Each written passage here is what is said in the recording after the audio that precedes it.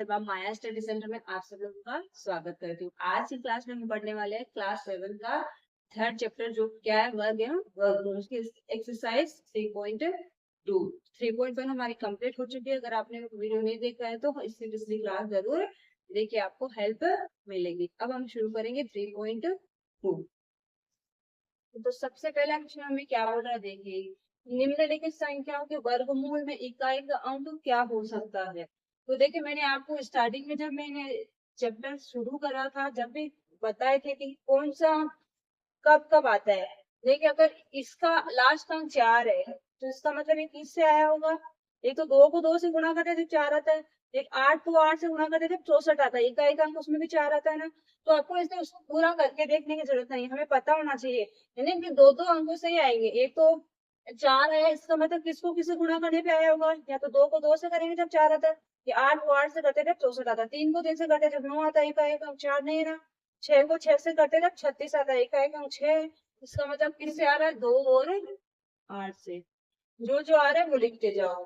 अब इसमें देखो 6 आ रहा है, इसका मतलब इसको किससे गुणा किया गया है।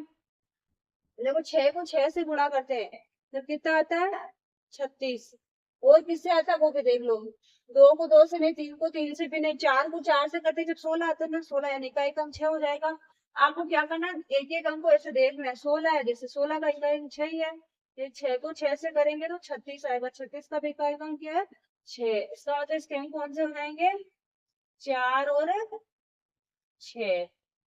अब देखो क्या इसमें क्या दे रहा है, तीसरे में जब भी किसी संख्या का कोई भी संख्या दे, उसका अगर वर्गमूल में इकाई का अंक पूछे, यानी कि वर्ग जो भी संख्या उसने अगर 1 दिया है, इसका मतलब उसका इकाई का अंक या तो 1 ही होगा या 9 होगा।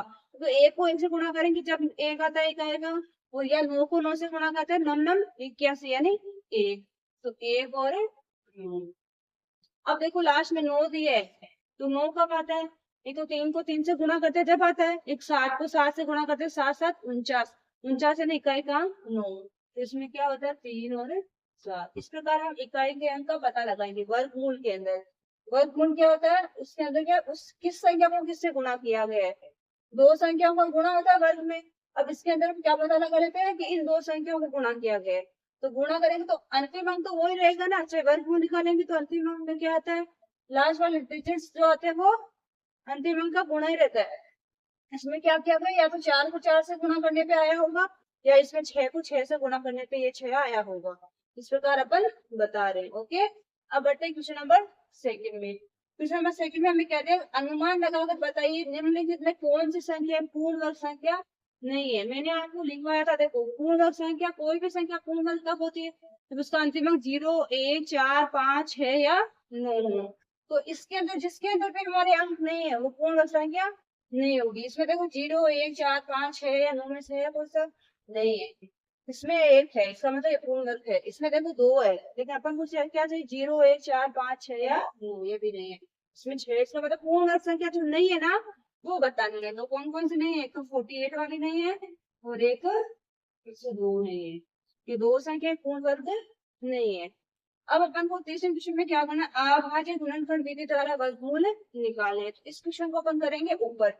ये क्वेश्चन आप वीडियो को पॉज करके अच्छे से देख लेना एक बार। मैं इनको अभाज्य गुणनफल विधि से वर्गमूल निकालना, और ये वेरी वेरी इंपॉर्टेंट क्वेश्चन है। इस प्रकार क्वेश्चन एग्जाम में पूछे जाते हैं। वो सब तो हमें पता होना चाहिए, इकाई का क्या होता है वैसे माइंड में पता होना चाहिए, लेकिन इस प्रकार के क्वेश्चन है ना, जैसे अभाज्य गुणनफल विधि से वर्गमूल निकालना, वेरी इंपॉर्टेंट क्वेश्चन है। मैं आपको जब जब एक्सरसाइज कराऊंगी उसके साथ साथ ऐसे बताते भी चलूंगी कि किस प्रकार के क्वेश्चन एग्जाम में जरूर जरूर पूछे जाते हैं। मैं ऐसे 101% गारंटी लेके नहीं बता रही हूँ, लेकिन एक मैंने जब एग्जाम दिए, मैंने पढ़ा, उसके हिसाब से मैं आप लोगों को, मैंने जो पेपर बनाए हैं, मैं जब टीचिंग करते थे जब पेपर बनाते थे उसके हिसाब से मैं आपको बता रही हूँ। इस प्रकार के क्वेश्चन होते हैं ना, वो पेपर बनाने वाला बंदा पहले उठाता है। ओके, तो अब करते क्वेश्चन नंबर थर्ड। थर्ड में देखो हमें अभाज्य गुणनफल निकालने, तो अभाज्य गुणनफल किस प्रकार निकाले जाते हैं, 1296। अब अभाज्य गुणनफल निकालने के लिए सबसे पहले हमें क्या करना पड़ता है, उस संख्या को 2 से डिवाइड करके देखना पड़ता है। अगर उस संख्या में 2 का भाग जा रहा है तो पहले 2 का ही लगाना, जितनी बार जा रहा है उतनी बार 2 का लगाते जाओ। तो 2 का भाग इसमें लगाएंगे, तो यहाँ लिख दिया 2। इसमें एक में तो जा रहा नहीं है, तो अपन क्या लेंगे, 12 लेंगे। 12 में 2 का भाग कितनी बार जाएगा, 6 बार।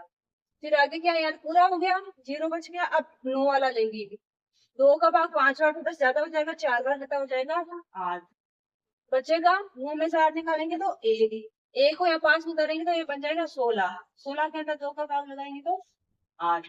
ओके, ये देखो आपको अलग अलग ऐसे बार बार 2 का भाग इधर लगाना देखना, वैसे नहीं सीखना, डायरेक्ट सीखना है। जब भी अपन भाग लगाएंगे 2 के अंदर 12, 2 का भाग 12 में लगाएंगे तो 6 बार जाएगा। देखो मैं आपको यहाँ पे समझा रही हूँ अच्छे से। 6 बार गया ना, अब 12 तो पूरा कंप्लीट हो गया। अब अपन आगे वाले अंक पे आएंगे, 9 पे। 9 के अंदर लगाएंगे तो 2 का भाग कितनी बार जाएगा 4 बार। जितनी बार जा रहा है वो तो यहाँ पे लिखना है, और जितनी बार जाने के बाद कितनी बार गया 4 बार गया, कितना गया 8। जो भी आ रहा है ना वो अपने माइंड में रखना है कि यहाँ पे 8 आया, उसको इसमें से घटा देना है। घटाने के बाद जो भी बचे रहता वो इसके पास में रख देना है। ये कितना बन गया 16। फिर से 16 में 2 का भाग लगाओ, कितनी बार जाएगा 8। अब फिर से इसमें 2 का भाग जा रहा है, क्यों? क्योंकि किसी भी संख्या के 0 2 4 6 8 इनमें से कोई सा भी अंक लास्ट में होता है तो वो संख्या 2 से विभाजित होती है। 2 का फिर से लगाओ, 6 में लगाएंगे तो 3 बार, ये हो गया। फिर 4 में लगाएंगे तो 2 बार, फिर 8 में लगाएंगे तो 4 बार। फिर से 2 का ही जाएगा, 2 एकम 2, 2 दूनी 4 से ज्यादा हो जाएगा, बचेगा एक। एक इसके पास में डालेंगे तो 6 दूनी 12, तो ये 2 दूनी 4, फिर से 2 का जाएगा, 2 का जाएगा, 8 दूनी 16, 2 एकम 2। अब देखो इसमें 2 का जाएगा का, नहीं जाएगा 2 का, क्यों? क्योंकि ये क्या है, एक आगे अपन के क्या होना चाहिए 0 2 4 6 8, ये विषम संख्या हो गई। विषम संख्या 2 से विभाजित नहीं होती। अब ये जाएगा 3 का, 3 का कब जाता है, तो संख्या के अंकों का योग 3 से विभाजित, अंकों का योग यानी 8 और एक 9, 9 में 3 का भाग जाता है, इसका मतलब इक्यासी में भी 3 का भाग है जाएगा। 3 का लगेगा 3 दूनी 6, 3 से 2 तो ज्यादा बन जाएगा, 3 दूनी 6 बच गया 2, ये हो गया 7 दूनी 21। फिर से 3 का लगाओ, 3 3 27 है, 9 बार जाएगा। फिर से 3 का, 3 3 मिलेगा 3। अब देखो इसके जितने भी गुणनखंड आए हैं 1296 के अभाज्य गुणनखंड लिखो, 1296 के अभाज्य गुणनखंड बराबर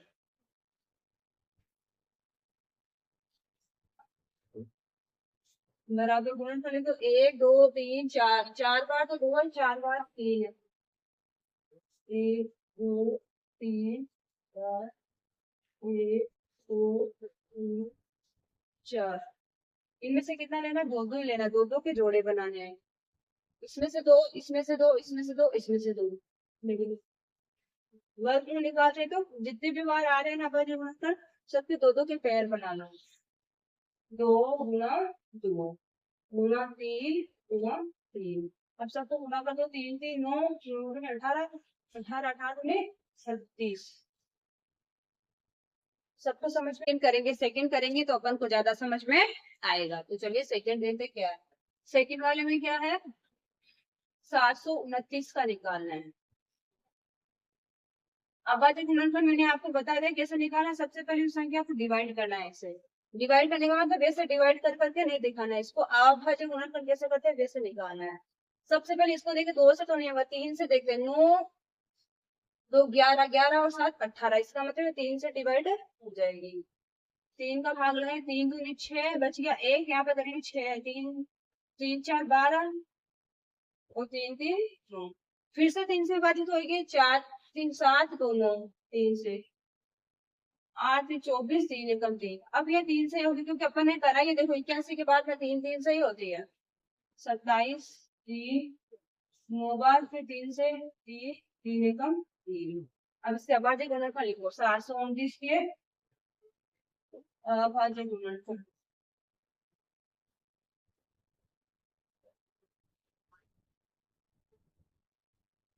बराबर 3 गुना कितनी बार है, 2 2 4 2 6, 4 5 6। अब इसमें से 2 2 ले लो, दो क्योंकि वर्गमूल में 2 2 के आते हैं, वर्गमूल में 3 3 के जोड़े आते हैं, वर्गमूल में 2 2 के आते हैं।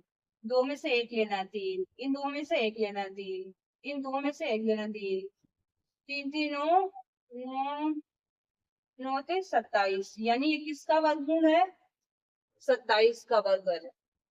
इसका वर्गमूल कितना हो जाएगा 729 का, इसे लिख लो, 729 का वर्गमूल बराबर 27। इसका भी कर लो, कितना है 1296 है ना, 1296 का वर्ग बराबर 27। ओके, सब देखिए, इसको वापस सुनिए। सबसे पहले हमें क्या करना है, जिस भी संख्या का अभाज्य गुणनफल विधि से वर्गमूल निकालना है ना, उसको ऐसे अभाज्य गुणनफल विधि की तरह रखना है। रखने के बाद सबसे पहले हमें 2 से शुरुआत करनी है, डायरेक्ट 3 का 4 का 5 का नहीं देखना। सबसे पहले उस संख्या के अंदर 2 का भाग जा रहा है ना, चाहे कितनी भी बार जाओ, बार बार जा रहा है तो बार बार लगाते जाओ। 2 का भाग जितनी बार जा रहा है उतनी बार लगा लो। 2 का हो जाने के बाद 3 से देखो, देखो इसमें अभी अपन ने लगाया ना, 2 का ज्यादा जा रहा था, 2 का ही लगा रहे थे। अब 2 का यहाँ पे 21 से आने के बाद में नहीं जा रहा। फिर 3 का देखो, 3 का जितनी बार 3 का लगा रहे, इसका काम 2 में और 3 में ही हो गया। फिर इससे क्या करेंगे, ये सब निकालने के बाद में जो भी अभाज्य गुणनफल आए हैं उनको एक बार का लिख लो। फिर जब वर्गमूल निकालते हैं ना, तो अभाज्य गुणनफल जितने भी आए हैं उनके 2-2 के जोड़े बना लो। उनमें 2-2 में जोड़े में लेना कितना है, 1-1 लेना है। जैसे 3 कितनी बार, 6 बार आया है, 3 बार लेना है। 7 बार आता है तो 1 को छोड़ना है, जो जोड़े में नहीं आ रहा उसको छोड़ देना है। इसमें हम संख्या पूर्ण संख्या भी नहीं है। अगर वो कोई संख्या के जोड़े में नहीं आ रहा है, मान लो इसमें 7 बार आता है, 9 बार आता है, 11 बार आता है, इसका मतलब वो पूर्ण संख्या नहीं होगी। ऐसे 6 बार आने का 3-3 ले लिया तो कितना हो गया, 27, यानी कि 729 का वर्गमूल कितना है, 27। ओके, 64 का। तो सबसे पहले तुम क्या करेंगे, 1764 के अभाज्य गुणनफल निकालो। इसके अंदर तो 2 का भाग जा रहा है, क्योंकि अंतिम अंक क्या आ रहा है, 4 आ रहा है। 2 का लगाओ, 2 8 16 बचेगा 1, फिर से 2 8 16, या 2 दूनी 4। फिर से 2 का भाग लगाएंगे तो 4 बार, इसमें 4 बार, इसमें 1 बार। अब देखो इसमें कितने का जाएगा, 2 का तो जाएगा नहीं, क्योंकि अंतिम अंक क्या आ रहा है, 1 आ रहा है।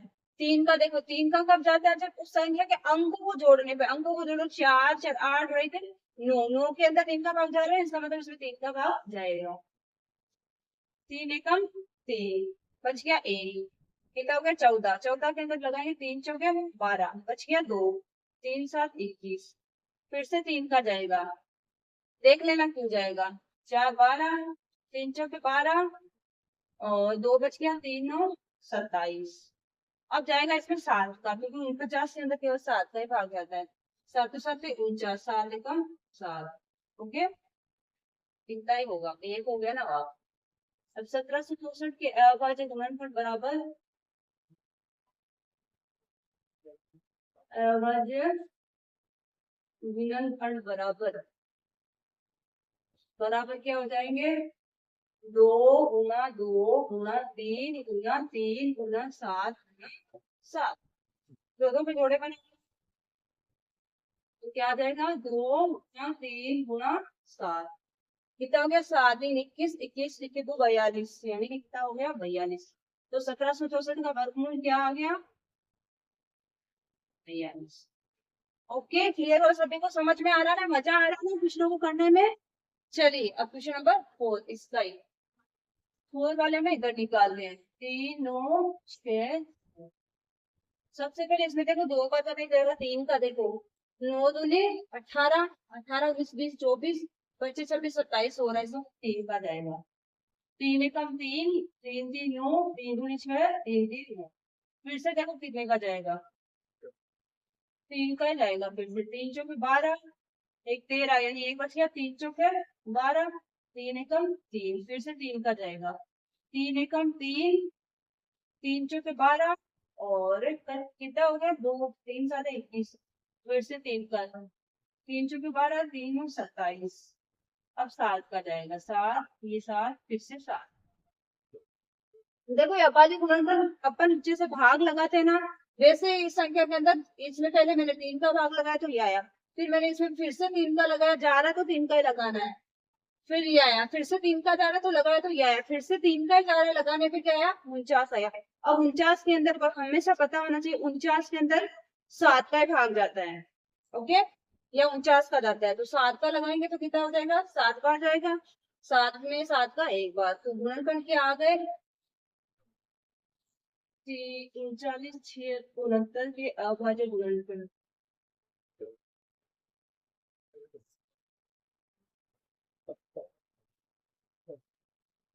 बराबर क्या आ गए, 2 2 4 1 2 3 4 7 7।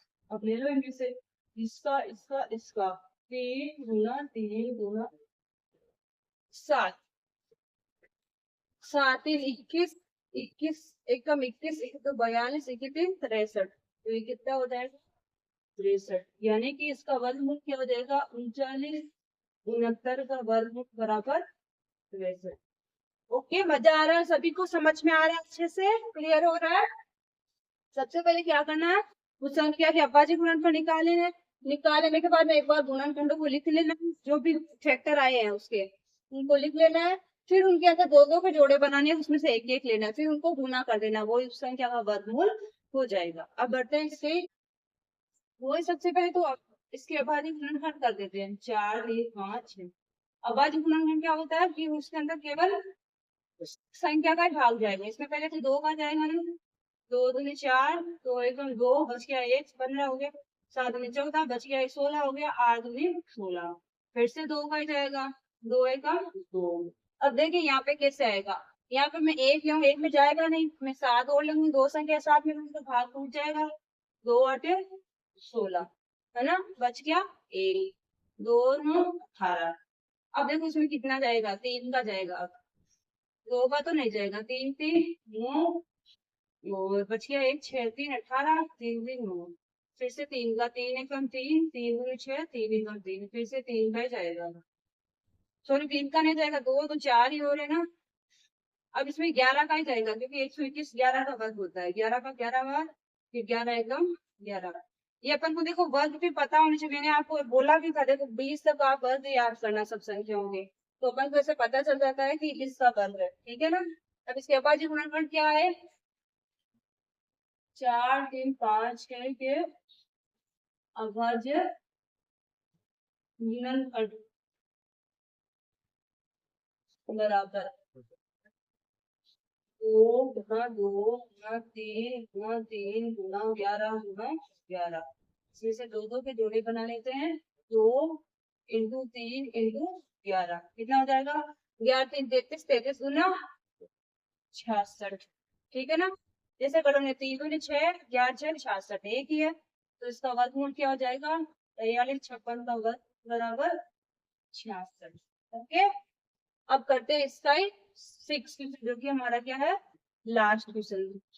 1600 के अंदर 2 का बाकी जाएगा, क्योंकि अंतिम अंक क्या है 0 है, 2 का लगाएंगे तो 8 दूनी 16, 0 0 जैसे वैसे आ जाएंगे, फिर से 2 का जाएगा तो क्या आ जाएगा 4 दूनी 8, ये 0, फिर से 2 का जाएगा तो 2 दूनी 4, ये 0 0, फिर से 2 का लगाएंगे तो 1 बार 0 0, फिर से 2 का जाएगा तो कितना बनेगा 5 दूनी 10। अब इसके साथ आ गया एक तो 5 दूनी 10 हो गया, तो फिर एक ही 0 आएगा, फिर से 2 का जाएगा कितनी बार 2 दूनी 4, 5 दूनी 10। अब इसमें जाएगा 5 का कितनी बार 5 बार, फिर 5 एकम 5, यानी कितनी बार गया 5 बार में लास्ट। अब 1600 की अभाज्य गुणनखंड लिख लो, अभाज्य गुणनखंड बराबर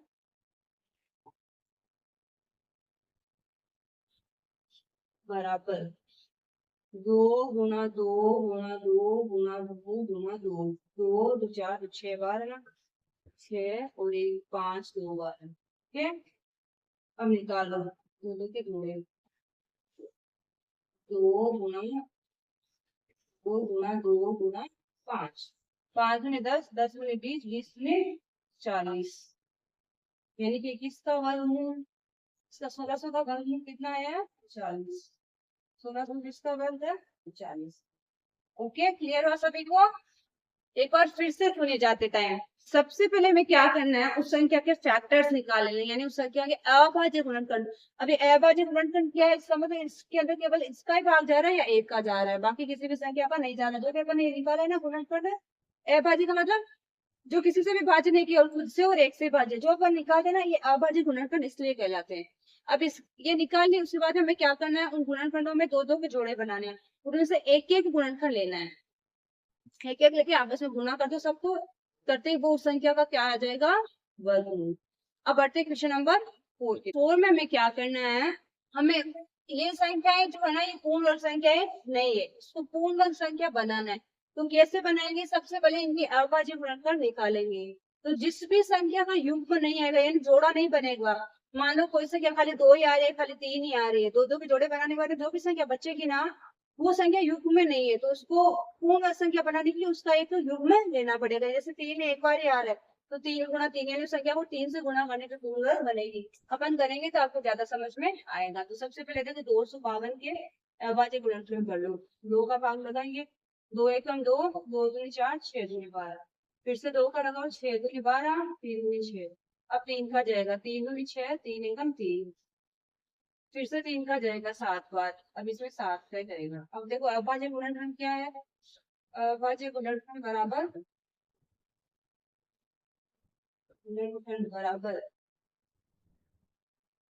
2 गुणा 3 गुणा 3 गुणा 7। अब देखिए 2 भी जोड़े हैं, 3 भी जोड़े में, एक 7 का युग्म नहीं है, तो 7 युग्म में नहीं है। अतः 252 को पूर्ण वर्ग बनाने के लिए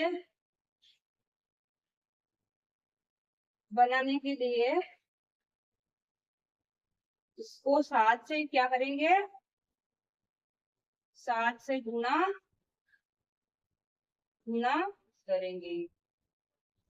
ओके, 7 से गुणा करते ही क्या बन जाएगी? पूर्ण वर्ग संख्या बन जाएगी। देखो करके देखिए क्या कर, यहाँ पे दिख जाएगा कि आपको 252 गुणा 7, 7 दूनी 14 का 4 हाथ से लग गया, एक 7 दूनी 35 और एक 36, 36 का 6 हाथ से लग गया 3, 7 14 15 16 और 1 17, 42 का वर्ग होता है 1764। ओके, तो कहने का मतलब क्या, हमें वही प्रोसेसिंग है, केवल क्या चेंज है इसमें, एक संख्या बिना पेयर के आएगी यानी युग्म में नहीं आएगी, तो उस संख्या को उसी से गुणा करने पर युग्म में बन जाएगी।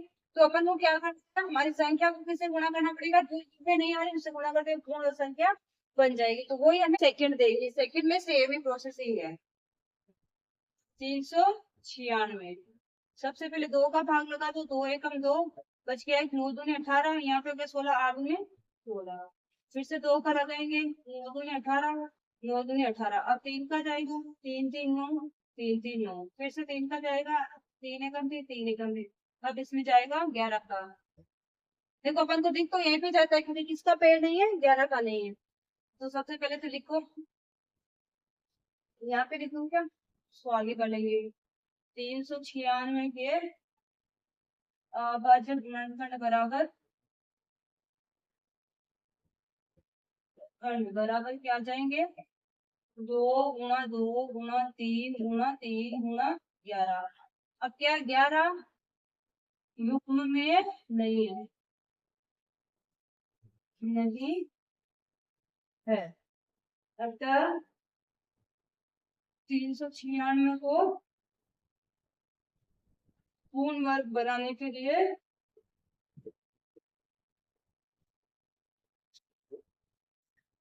11 से गुणा करेंगे।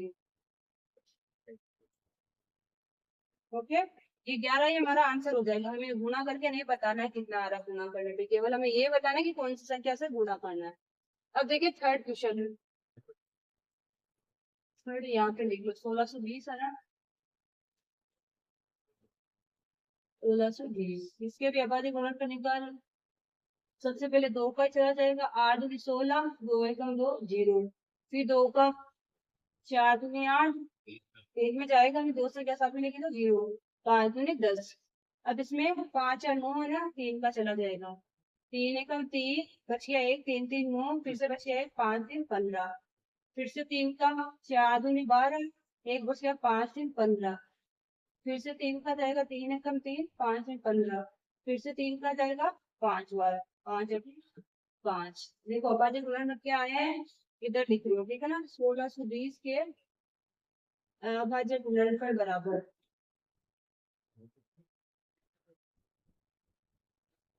क्या है? 2 गुणा 2 गुणा 3 गुणा 3 गुणा 3 गुणा 5। अब देखिए युग्म में कौन सा नहीं है, ये तो सब है, इसका नेम 5 नहीं है, तो 5 युग्म में नहीं है। अतः 1620 को पूर्ण वर्ग संख्या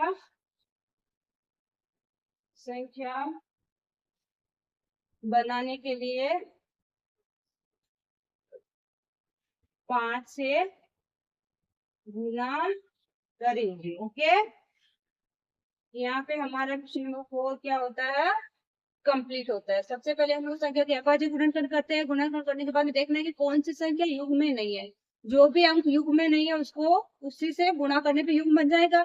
तो उसी से वो जो ही अंक आएगा वही हमारा आंसर हो जाएगा।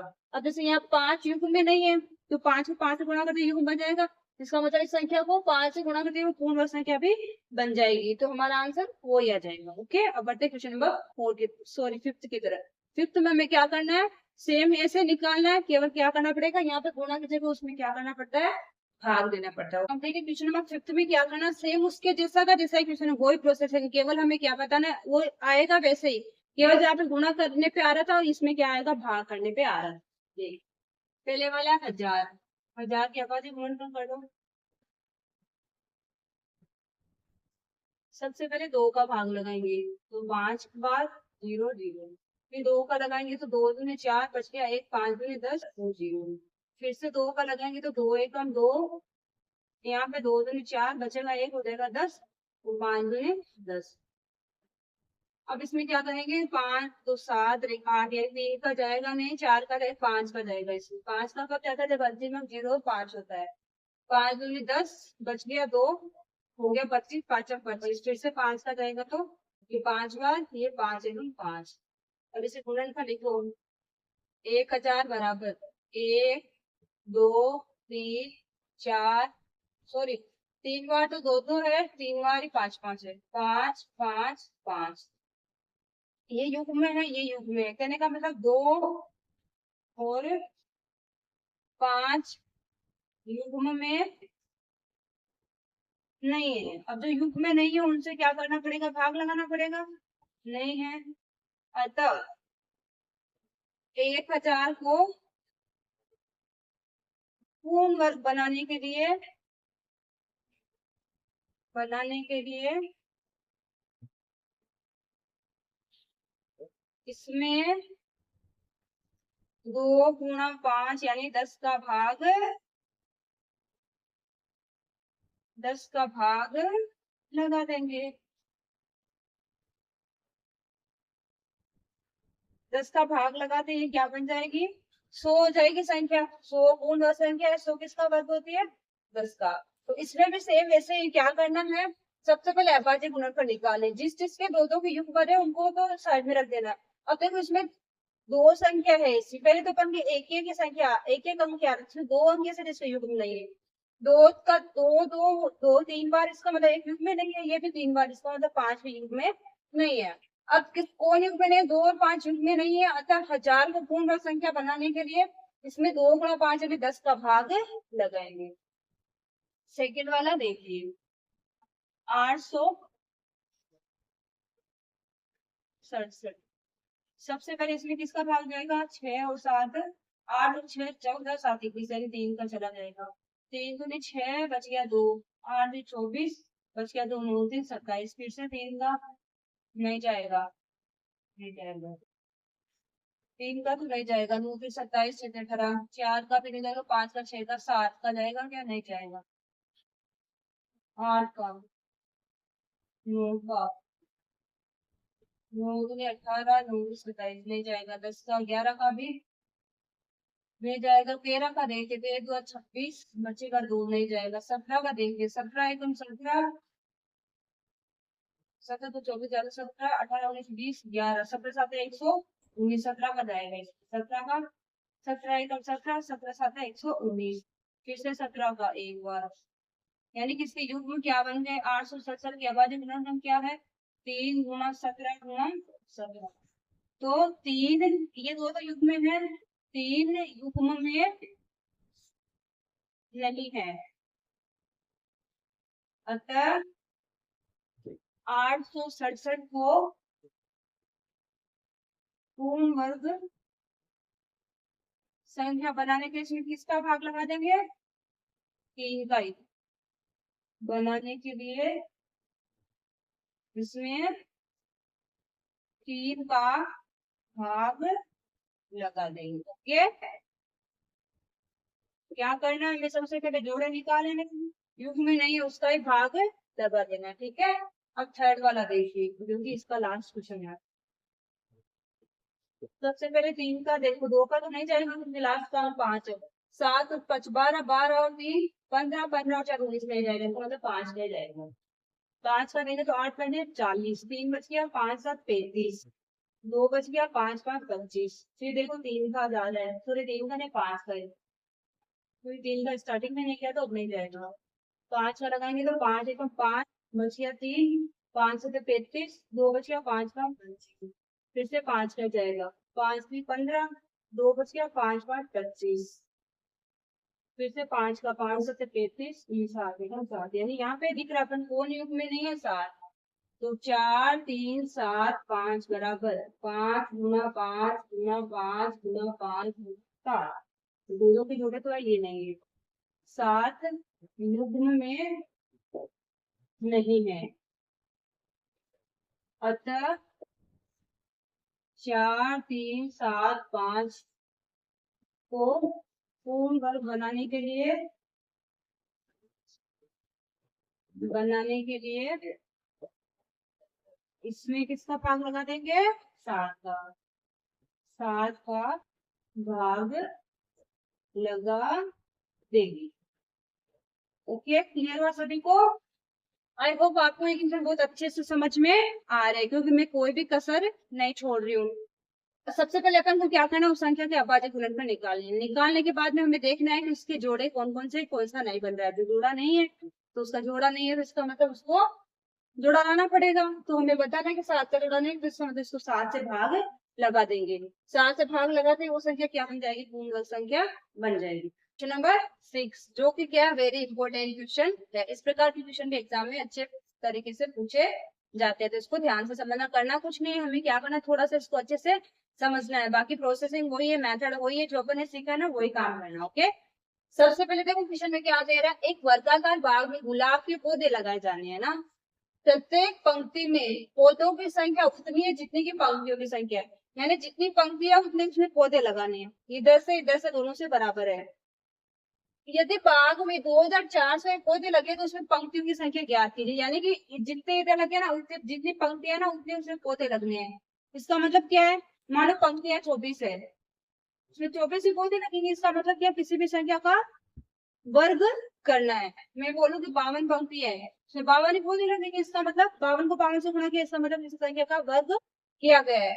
ये क्या मतलब, यदि बाग में 2401 पौधे लगे हैं तो उसमें पंक्तियों की संख्या निकालें। तो मैंने आपको क्या बोला, ये क्या बोला, जितनी पंक्तियां ना उतने हमें पौधे लगाने हैं।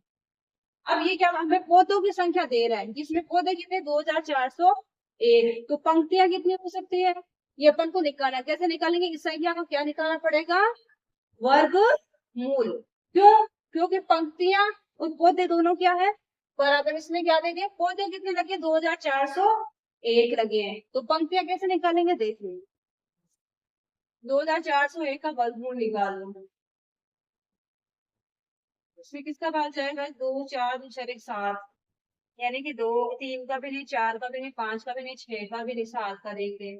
7 3 21 बचेंगे, तो 7 7 पर जाएगा, 7 3 21 बच जाएंगे, 3 7 जो के 28 बच जाएंगे, तो 7 3 21, फिर से 7 करें, 7 जो के 28, 7 9 63, फिर से 7 का ही, ये 7 का, यानी कि इसके अभाज्य गुणनफल क्या आ गया, 2401 बराबर 7 गुना 7 गुना 7 गुना 7, दो को ले लो, एक आ जाएगा, 7 गुना 7 यानी 49। इसका मतलब क्या है, इसमें जितने पौधे ना उतनी पंक्तियां, तो अपन ने पौधे कितने निकालने, पौधे कितने हैं 49, एक पंक्ति में कितने पौधे हैं, अपन ने अभी क्या निकाले, वो टोटल पौधे दिए, हमें क्या निकालना, एक पंक्ति में कितने पौधे थे, इसका मतलब 49 है, इसका मतलब उतनी क्या है पंक्तियां है, क्या बोला, उसमें पंक्तियों की संख्या निकाली, तो जितने पौधे उतनी पंक्तियां है, तो पंक्तियां कितनी आ जाएगी 49, तो लिख दो पंक्तियों की संख्या बराबर, संख्या बराबर 49। जब भी इस प्रकार के क्वेश्चन आए, जब भी आपको इस प्रकार के क्वेश्चन पूछे, तो हमें क्या करना, उस संख्या का वर्गमूल निकाल देना है। ओके, अब करते क्वेश्चन नंबर, ये कौन